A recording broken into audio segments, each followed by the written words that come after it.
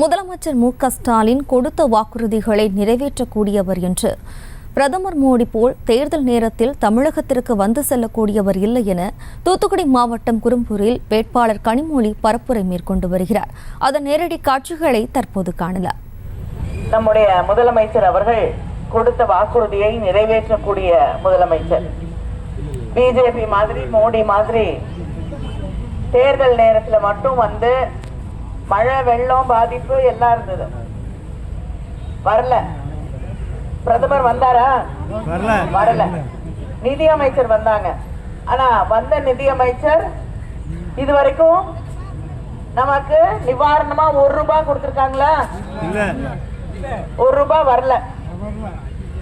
கொடுத்த நிவாரணம் எல்லாமே 6000 ரூபாவாக இருக்கட்டும், வீடு பழுதடைந்திருந்தால் முழுசா பழுதடைந்திருந்தால் அதுக்கு 4 லட்சம் ரூபாயாக இருக்கட்டும், எல்லாமே ஆடு மாடுகள் இறந்திருந்தால் அதுக்கு கொடுத்த நிவாரணமா இருக்கட்டும், எல்லாமே நம்முடைய முதலமைச்சர் அண்ணன் தளபதி அவர்கள் கொடுத்ததுதான். மழை வேற வந்துருச்சு, வரட்டுமா? அப்படியே நிப்போமா?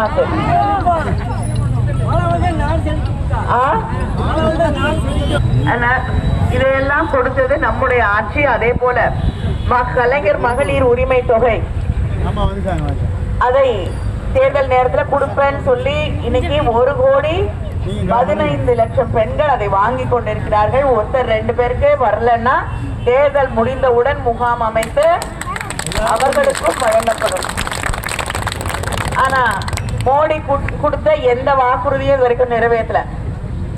கேஸ் சிலிண்டருக்கு மானியம் கொடுக்கிறேன்னாரு, அதுவும் வரல இல்லையா? இளைஞர்களுக்கு வேலை கொடுப்பேன்னாரு, இருக்கிற சின்ன தொழில் எல்லாம் மூடக்கூடிய நில ஜிஎஸ்டி பண மதிப்பு இழப்பு 2ஐயும் கொண்டு வந்து இருக்கிற சின்ன தொழில் எல்லாம் மூடிட்டு வேலை இல்லாம செஞ்சுட்டாங்க.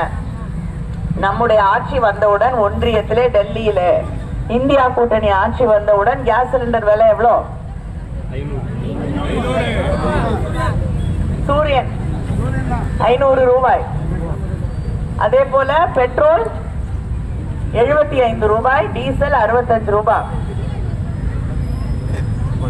இதையெல்லாம் செய்ய வேண்டுமே. அதோட இல்லாம காங்கிரஸ் பேரியக்கத்தோட